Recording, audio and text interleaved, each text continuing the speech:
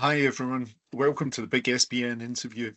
I'm Ewan Dunbar and I'm delighted to share that I'm going to be hosting a number of interviews, a number of podcasts coming up, taking over from the fantastic Fraser Allen where he left off with the SBN podcast. Um, so over future weeks and months, we're going to be exploring stories, insights and experiences of Scots all over the globe, around the world, making the mark in business, sport, and beyond. For those who don't know me, I'm an executive coach and business advisor based here in Dublin, Ireland. I work with leaders across the globe, Middle East, Tokyo, the UK, Ireland, all different necks of the wood. I also advise businesses based here in Dublin, Ireland, high growth businesses. I used to be a CFO, group CFO for Virgin Media Group. So now following a period of ill health, cancer, I pivoted.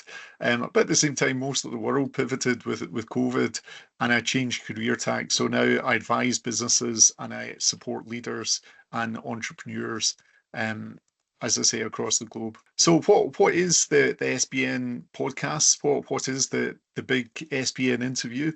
Well, as I say, I'm based here in Dublin, and it's a city renowned for many things, but most famously, one of the biggest exports is Guinness, the black stout. Please drink responsibly. Um, but even if you're not into having a few swallows, you appreciate the enormity of that brand. That's about 1.8 billion pints are consumed every year across the globe in 150 different countries. So, it's a real successful export, international export. But the thing that trumps that, the thing that's an even better export from Dublin and indeed Ireland, is Irishness. The Irish diaspora everywhere, and Ireland really, particularly over the last 20, 30 years, they've really made a success story of exporting that brand of Irishness and connecting their diaspora in all different parts of the world. They've really become specialists at it, bringing in a lot of foreign direct investment into Dublin. Most of the big tech companies have a European HQ here, sometimes a global headquarter.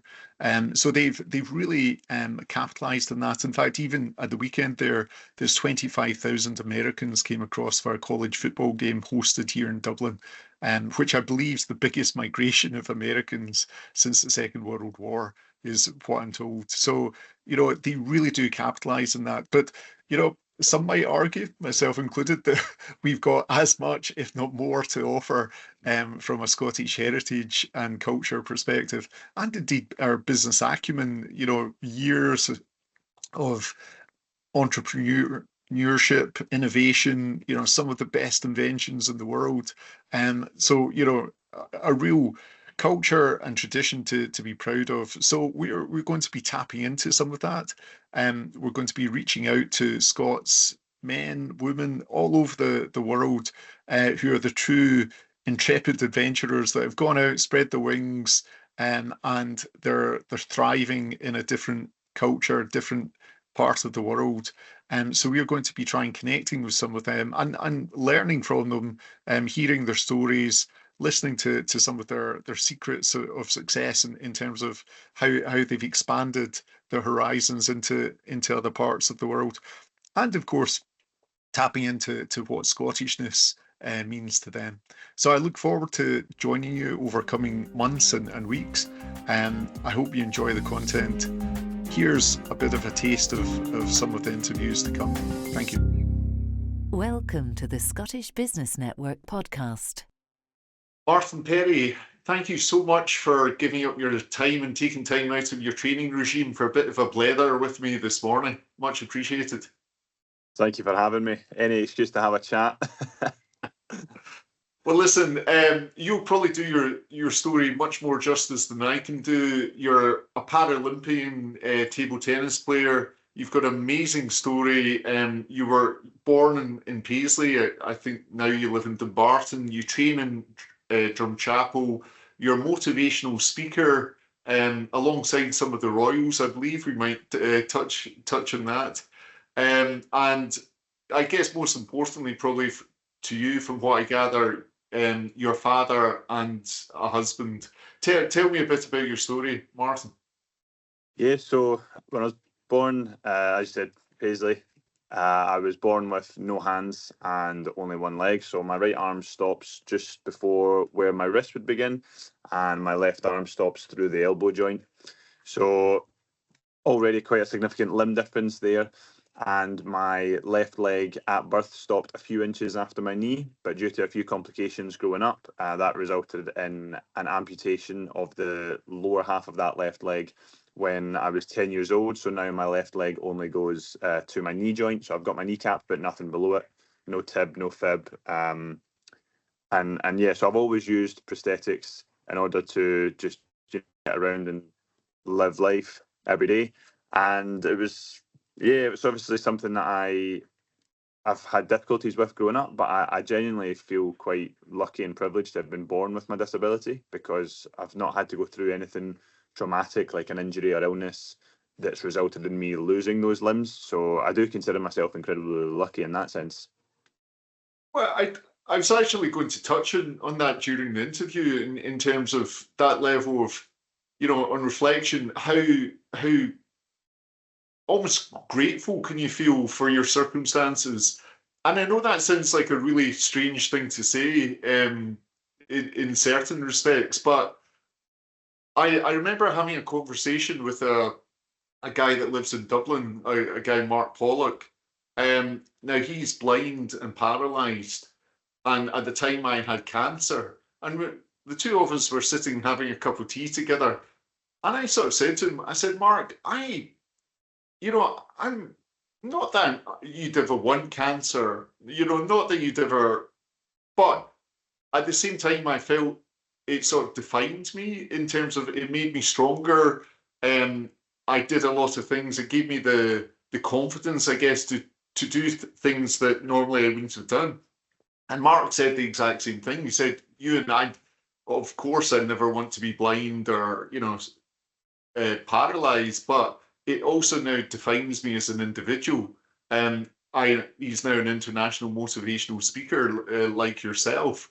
So I guess, sorry, my question's maybe a bit clunky, but how, given that it makes you who you are today and that character, I'll throw the mic across to you. Like, how, do you understand what? Yeah, I think I know what you're getting at. Obviously, it'd be very easy for me to sit back and be upset with the situation that has been placed upon me. But, as I said, the reason I find it so lucky and fortunate to have been born this way, as I said, because I didn't have to go through some untoward trauma that resulted in me losing my limbs and my life being flipped upside down and completely changed overnight, So I do find it genuinely lucky that I was born like this, because I only had to learn just like everyone else growing up. It wasn't an issue in order to, change my way of thinking or my way of doing things. It was just, that's, no pun intended, that's the hand you were dealt. Go and deal with it, So it's something that has obviously it's been my whole life. It is my life. It's, I genuinely do find that a privilege, because there's people out there that are very similarly disabled to myself, and they've gone through some truly traumatic experiences, and I'm fortunate enough that I've not had to do that. I've just been privileged enough to just live my life. Yeah, and it sounds like you're living a great life from what I can tell. But I appreciate the grass is always greener. But I'm sorry, I should have kicked off by congratulating you in terms of your selection for the Paralympics in Paris. A phenomenal achievement, but we'll come to that in a minute. So maybe rather than asking you sort of clunky questions, maybe I might put your own question to you that I picked off your bio. It says, let me ask you a question. Do you ever feel that life is unfair, that all odds are stacked against you and that you can't go on? Well, I'm here to tell you that you can overcome any obstacle in your life or in your career, but why listen to me? So your words, why should we listen to you? What's the answer to that question?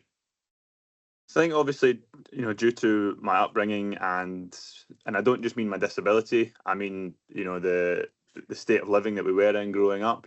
I went through fairly extreme poverty with my family growing up, and that itself was more of a challenge than my disability, because as I said, my disability was something that was just life. It was just me. It was just something that I was and am. Whereas growing up, the financial struggles that were placed upon my family, that truly built character within me and resilience.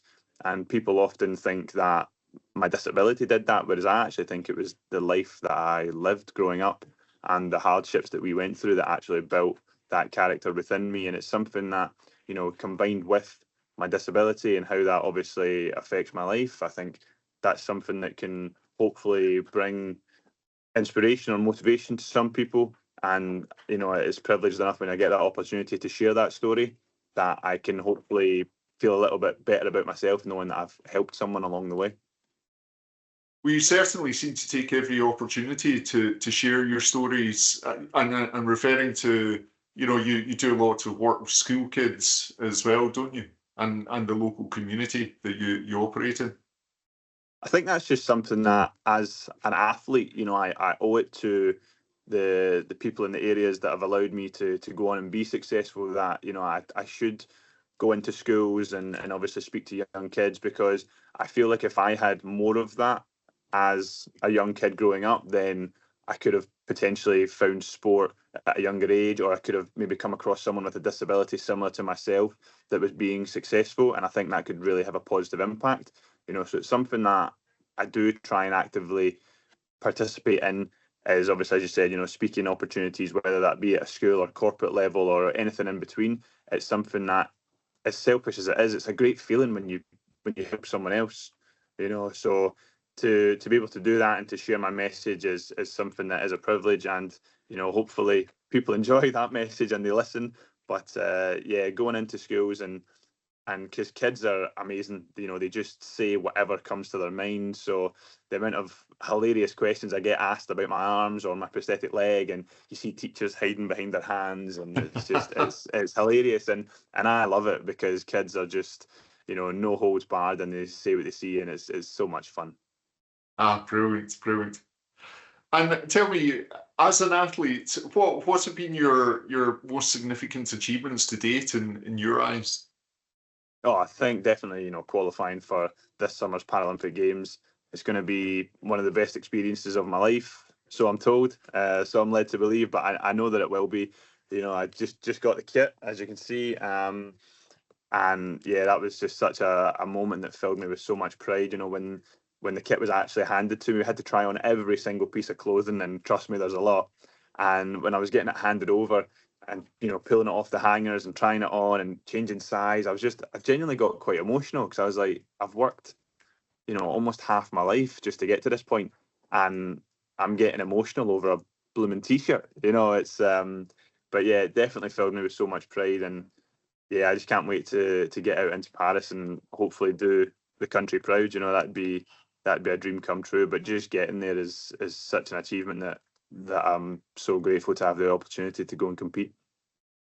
But that's the thing, it's so much more than a t-shirt, isn't it? It's all that hard Yeah. work and the sweat and the blood and the tears and all the effort that's gone into it. And you can't buy that t-shirt. You have to earn it. So Yeah, absolutely, and that makes it all the more special. I'm surrounded by wonderful teammates and colleagues that have, most of them have been to multiple games, and it's always like, oh, you'll definitely get there, you'll definitely get there. But until you finally do, they've been telling me that for years, and I'm obviously working incredibly hard. But when you finally do get there, it's an incredibly proud moment, and it's something that I've certainly not done on my own. As I said, I'm surrounded by incredible teammates and staff members and friends and family, and there's a whole bigger picture that goes into getting to the games. It's not just me going out there and hitting a table tennis ball back and forth. It's a lot of work over a long period of time, and to be able to repay everyone's belief in me and actually qualify was just an amazing feeling. And are you able to enjoy it along the roads? I mean, you describe playing table tennis with no hands as absolutely stupid, is I think your quote, but also a lot of fun. What makes it so enjoyable, despite some of the challenges, you know, in terms of the hard graft and the preparations for the Paralympics? I thought you were going to ask what makes it so stupid. I think that answer is obvious anyway. So, but what makes it so enjoyable is it's fun, it's fast paced. You know, no two rallies are the same. You know, and I genuinely challenge anyone who's ever picked up a bat, whether it be on holiday by the pool or at a local club, or you know, even younger growing up in the youth centres or whatever it may be. I challenge anyone to come and tell me that they didn't enjoy it and they didn't have fun. You know, everyone enjoys playing table tennis. It is so much fun. It's fast, it's reactive, it's, you know, the crazy spins that it can take control of the ball and you see it jumping in weird and wonderful directions. And for me, it is just so much fun and it's enjoyable. And I get to do something that I love every single day as my job. You know, I get to have fun as a job. Like, what more could I want? That's incredible. But yeah, to do it with no hands, yeah, you got to be a little bit daft, haven't you? And tell me, you've had a few setbacks along the way, Rio 2016 to Tokyo 2020. How did you stay motivated and maintain your drive to make it to Paris 2024? Yeah, I mean, if I'm being honest, Rio 2016 was never really going to happen for me. That was more of a pipe dream, just due to the fact that I only started playing, you know, just very close prior to London. And obviously, table tennis takes a long, long time to acquire those skills. So Rio was never really going to happen, and I knew that from the very beginning. But my target had always been Tokyo. It had always been, you know, I want to compete at the Tokyo Games, and that was something that I genuinely believed I was going to be able to do. So, you know, I got incredibly close on the world ranking list, and it was something that I believed, you know, I was on the cusp of actually qualifying for, and then obviously COVID happened, which put a spanner in the works, which resulted in me, not just me obviously, but the rest of the world not being able to play extra tournaments in order to get higher up on the ranking list. So I had to participate in the World Qualification Tournament, which was where all the athletes that hadn't qualified had a chance to go and compete, and it was literally winner takes all. And again, I narrowly missed out on qualifying there, and that was truly heartbreaking at the time. It was something that, you know, I was so distraught by. I remember like crying on the court, and when I got back to the hotel room, and was practically inconsolable. But that's where my wife Siobhan sort of stepped in, and she FaceTimed me, and we're on the call, and she was about as sympathetic as it gets, until she had had enough and was like, right, you know, you got to move on from it. You got to go again. You know, she said, you know, someone has to lose. It was you today. You know, and so that tough love really helped me change my perspective. But of course, the weeks and months after it, you know, and watching my teammates at the games and win medals, when I saw them do that, you know, that really filled me with hope, and I guess a new fire was lit then, because I saw teammates that had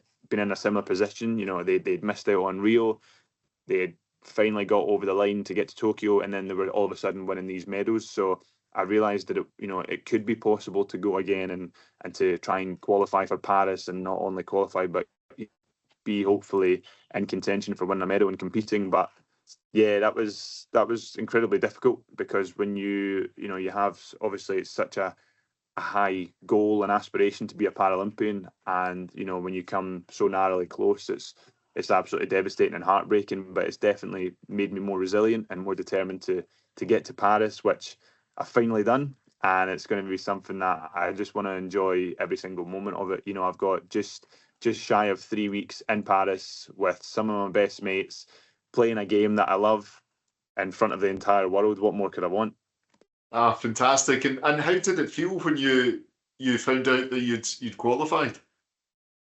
So I kind of unofficially found out at another tournament, because it's a live ranking list, but you can kind of, once you're in the system, you can kind of work it out in your head. And I got to a certain round at the Polish Open, and I remember sort of doing the quick math and working out that the position that I was now in on this new ranking list, I couldn't be knocked out of it no matter what happened in the subsequent rounds. And I kind of looked at my coach and I was like, I think I'm in. And he kind of like did like a little smirk and he's like, oh, I don't know. And I was like, you do know I'm in, aren't I? And he was like, yeah, we've done the math, like you're in. And I was just like, wow, incredible. And I stepped out of the court, and like the coaches have chairs at the side of each court. And I kind of like booted him off the chair, and I sat down, and I just broke down just with tears of joy, you know, and pride, because I'd finally done it. I'd finally achieved it, and yeah, that was just such an amazing feeling. Well, I don't know if it was an amazing feeling crying at the side of a table tennis court again, but it was happy tears. It was definitely, you know, it filled me with a lot of pride. And then I remember when the official list was published, I couldn't sleep that night, and it wasn't because my daughter was up all night crying. It was because, you know, for the obvious reason, I was just refreshing the web page, just waiting to see my name on the list. And eventually I you know, just completely passed out from exhaustion. I think I woke up about an hour and a half later, refreshed the page, saw my name was on the list of qualified athletes for Paris, and I just remember just kind of like smiling at my phone, turning it off, and just going straight back to sleep. But to see that, you know, my name on the web page that stated that I was officially qualified for Paris was just, yeah, it was amazing. And it's only now just starting to feel real, you know, that we've now got the kit. We're now, obviously the media presence is rising, and we've got the Olympics just about to begin. It's something that, you know, it's finally starting to feel real, like, wow, this is actually going to happen. But I just want to enjoy every moment of it. You know, as I said, I've got just shy of 3 weeks with some of my best mates in Paris. It's going to be a great time. Brilliant. And it's so nice as well for your wife, Siobhan. I mean, you know, she's obviously had your back, been in your corner since day one. You know, it must be nice to share it with her as well. Absolutely. You know, it's, as I said earlier, it's not just me that goes through all these emotions, and especially Siobhan lives those emotions with me. She doesn't particularly care about table tennis, but she cares how I perform. Oh, really? So yeah, not fussed by it, but she definitely deeply cares about how I perform and how my teammates perform, because she knows how much it means to me. So to have, you know, as you said, Siobhan in my corner has been amazing. She's fantastic, and now that corner, that little team in the corner is growing. You know, we've got a beautiful daughter, Byra, who's coming out to the games with Siobhan, and Siobhan's parents and a few of my own family and friends are all coming out as well. So it's going to be amazing being able to play my heart out, not only in front of the thousands of people in the arena and the, you know, however many watch on the television or online, but to have my family there playing in front of them. It's something that we never get the opportunity to do outside of the Paralympic Games. So it's going to be so special doing that. And you're obviously putting in a lot of hard graft just now in terms of your preparation and training. But how important is self-awareness and recovery in terms of your general outlook, I guess, and your training? Yeah, I mean, obviously, being an individual sport, you know, we only have a finite amount of coaches. They can't keep eyes on every athlete at every moment of the day. So you really have to trust and believe in yourself that you're making the right decisions, that you're approaching your training sessions in the right way, and of course, being successful when the training's finished, you know, or in between competitions. You have to, as you said, you have to recover. It is so key. But really, that just gives me an excuse to lie down and not do very much. You know, I'm saving my energy. I just want to lie down. I'm knackered. I'm an athlete in training right now. This is my recovery phase. Good night.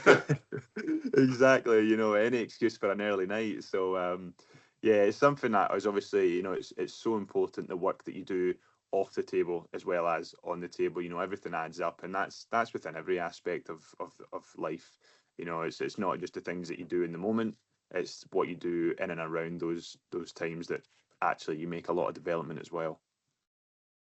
I mean, we've touched on your level of resilience, and we've touched on some of the emotional highs and lows that you've been through. What have you managed to develop any sort of strategies or mindsets to actually stay positive and focused on your goals throughout that journey that you can share? I think just having a bit of perspective, I obviously, like every athlete, you lose matches and it's tough, but you have to move on. You have to realize that it's not the end of the world. But I think it's something that, yeah, because it's something that we get to do every day. We train so hard. When you do lose and when those setbacks happen, which they inevitably do, it does hit you quite powerfully. But as I said, I'm surrounded by incredible teammates and staff and friends and family that does bring it back into perspective and makes you realise that at the end of the day, we're only hitting a little white ball across a net. Yeah, yeah. So it's support network and that perspective shift. Yeah, absolutely. It's something that if you were, say, if you're in a corporate meeting and you don't get the deal closed, is it the end of the world? Is the building going to burst into flames if it doesn't happen? No, it's fine. Like, there will always be more opportunities, but obviously it can still affect you. It still hurts when no one likes losing, but it's something that you have to be aware of the bigger picture. There's always something to strive for next. And I'm interested in your sort of extracurricular work. You're a motivational speaker, you're a board member now, and interesting as well, you're a brand ambassador for Prevented Ocean Plastic. Tell me about these roles and how you got involved with them. I mean, I have no idea how I got started in the speaking setup, but all of a Well, sudden listen, your natural inspiration, I so found that. myself thrusted, all over the place into different countries and different businesses and everywhere in between. And it's been an incredible opportunity to be able to, as I said earlier, share my story. And I've obviously had the privilege, as well as you touched upon earlier, to speak in front of royalty, which was incredibly nerve-wracking. Yeah, the Duke and Duchess of Cambridge, I believe. Yeah. So Will and Kate, and I can call them Will and Kate. We're best mates now. Yeah. But to have the honour of speaking in front of them and be in their audience was an incredible experience that I'll never forget. And to have that privilege to continue to do multiple talks all over is amazing. And as you said, obviously brand ambassador for Prevented Ocean Plastic. Again, it's something that, as an athlete, I feel like we have a voice and we have an opportunity to share our experiences, and that people will listen to us and gravitate towards what we're saying. So to be involved with Prevented Ocean Plastic and the work they do, particularly in and around, they operate a lot in Southeast Asia, cleaning up the beaches and the waterways and making sure that the plastic that we all use and all throw away, we're all guilty of it. They make sure it doesn't make its way into our water systems and our ecosystem, and that actually gets collected and collated together into different piles, and then it actually makes its way back to sunny Scotland, where it's refined and produced into new products that are, food safe as well. So you can literally create anything you want out of the plastic that has been collected on the other side of the world and changed into something new and wonderful that we can reuse time and time again, because plastic, we're not going to get rid of it. It's too good at what it does. But what we can do is reduce the use of virgin plastics being created. We've got so much abundance of plastic out there that being able to reuse it and turn it into something else, give it a new lease of life, that whole aspect of sustainability and trying to help the planet that we're in at the moment just speaks volumes to me, because I've had the privilege of traveling all over the world playing table tennis, and I'm not going to be able to do that if the world's on fire. So if we're able to stop these production lines and turn them into something better for good, that means a lot to me. And it's something that, obviously, I know a lot of athletes out there have similar causes that they believe in, and I'm a big advocate for them being able to share that message. Oh, fantastic. Yeah, I love that. I've stopped using single-use plastics myself, well, as much as possible, apart from maybe the odd food packaging that's. No one's perfect, and I'm not going to sit here and say that I am the perfect ambassador and an advocate for, don't do this, because I'm not. I'd be lying if I told you I was. It's something it's almost unavoidable in our everyday life, is single-use plastics. But as you said, if there's steps that we can put in our lives to help mitigate those chances, then brilliant. And with my tartan hat on, it's good to hear it's a Scottish company that are pioneering that technology. Yeah, I mean, Prevented Ocean Plastic isn't Scottish, but when they No. ship it back here in order to get it refined, it actually happens in Dumfries. They ship it back here to get refined and changed into new products, which is fantastic. I've actually had the privilege of being in the manufacturing warehouse where it all gets, cleaned and washed down and turned into something else, and that was a really cool experience to see all the machines working and stuff. Ah, great. That would be a fantastic experience. So Martin, what's next after? I know obviously the sights are firmly set in on the forthcoming Paralympics, but after table tennis, do you see yourself pursuing motivational speaking, or getting more involved in your role as ambassador, or what lies ahead for you? I think I'd like to lean into a few things. Obviously the speaking I very much enjoy. It also allows me to travel as well and see new places and meet wonderful people. So I would definitely like to pursue that more once my hopefully glittering career is over. But I also like to think that I don't anticipate my table tennis stopping anytime soon. But yeah, I'd like to lean more into the speaking engagements, and yeah, I guess I'd like to maybe do some form of commentary or TV work or something like that. I think I have a really good opportunity to be an advocate for people with disabilities and those that are follically challenged like myself. Not just a disability ambassador, a good ambassador for the bald. I'm flying the flag. So You carry it yeah, well, mate.